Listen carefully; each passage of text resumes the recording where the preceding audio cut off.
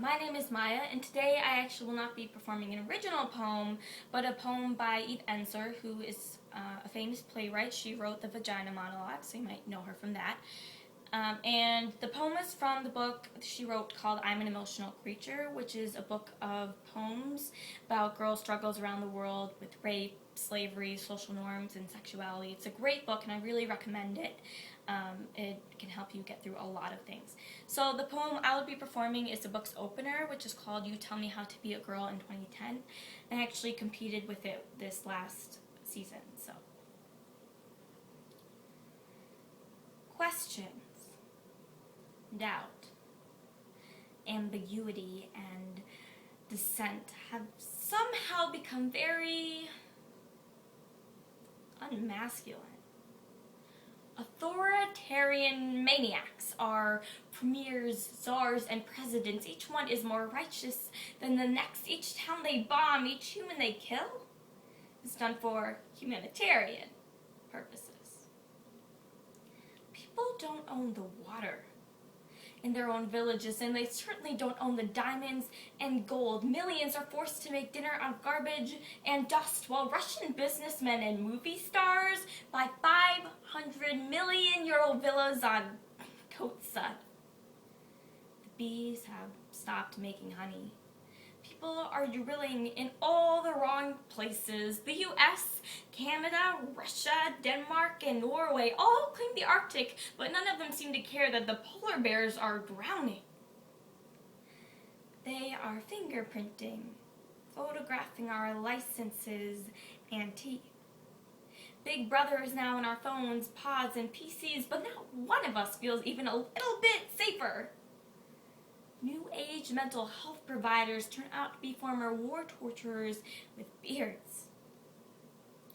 And the Pope in a dress showing off his ermine trim and cuff is telling everyone that people kissing the people they love is the greatest evil. A woman who wanted to be the US vice president believed in creationism but not global warming. Why is everyone so much more afraid of sex than Scud missiles? And who said God wasn't into pleasure? And if the heteronuclear isolated family is so great, then why is everyone fleeing it or spending their life savings just to sit in a chair with a stranger and cry about it? The Iraq War cost nearly $3 trillion. I can't even count that high, but I know that that money would have ended poverty in general, which would have canceled terrorism. Why is there money to kill but no money to feed or heal? Why is there money to destroy but no money for art and schools? The fundamentalists now have billion-dollar private armies. The Taliban is back, but it never went away. Women are burned, raped, bludgeoned, sold, starved, and buried alive, and still don't know they are the majority. The water is clearly running out, and even in the desert where there is serious drought, the golf courses are green and lush, and the swimming pools are full of water for the 12 rich people that might decide to come. Special people adopt babies from faraway lands. Their flight there costs more than the baby's parents made that year. Why don't they just give it to them? Slavery is back, but it never went away. Just ask anyone who's been whipped how deep the legacy. 6 million dead in the Congo, and it never made the news. And don't tell me it doesn't have to do with color or minerals. Poor folks are dying first. From hurricanes, shame, tsunamis, radiation, pollution, and neglect. Rich folks just put up fancier, super electrified gates on their private, perfect cities. Everyone's having benefits and throwing parties with lots of swag just so they feel good about giving away the tiny little bit of the whole lot that they have. But no one really wants to change anything. If you want something, you have to give something up, like everything, and then those who have wouldn't, and then where would it be? And that's too complicated. So we just keep writing checks, doing the same old things, selling change, making revolution profitable. Corporations own everything anyway, even our hippie genes, memory cells, and rain.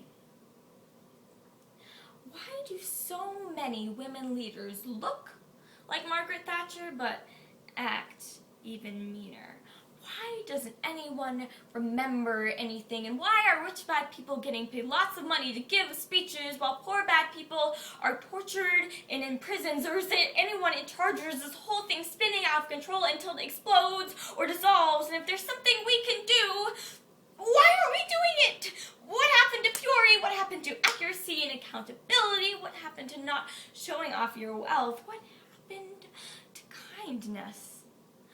What happened to teenagers rebelling instead of buying and selling? What happened to teenagers kissing instead of blogging and dissing? What happened to teenagers marching and refusing instead of exploiting and using? I want to touch you in real time.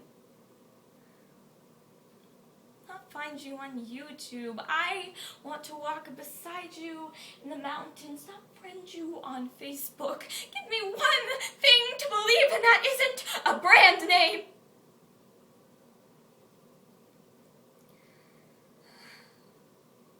I'm lonely.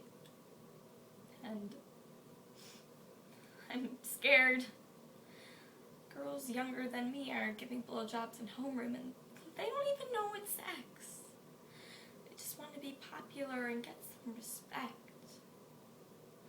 Most girls my age are taking pills, or not getting out of bed, or eating, or starving, or getting nose jobs, or implants, or getting cut, or twittering away, or are covering themselves, or are desperate for a way to be awake, without faking to be alive, without freaking to be serious, to be true, to even think of loving someone when we're already doomed. You tell me how to be a girl in 2010. I say, let's go for it. If it's all coming down, I say, let's speak it, let's fight it, let's write it. There is nothing to hold on to if it's already gone. They left it to us. It sucks, but it's true. It's you and me, baby.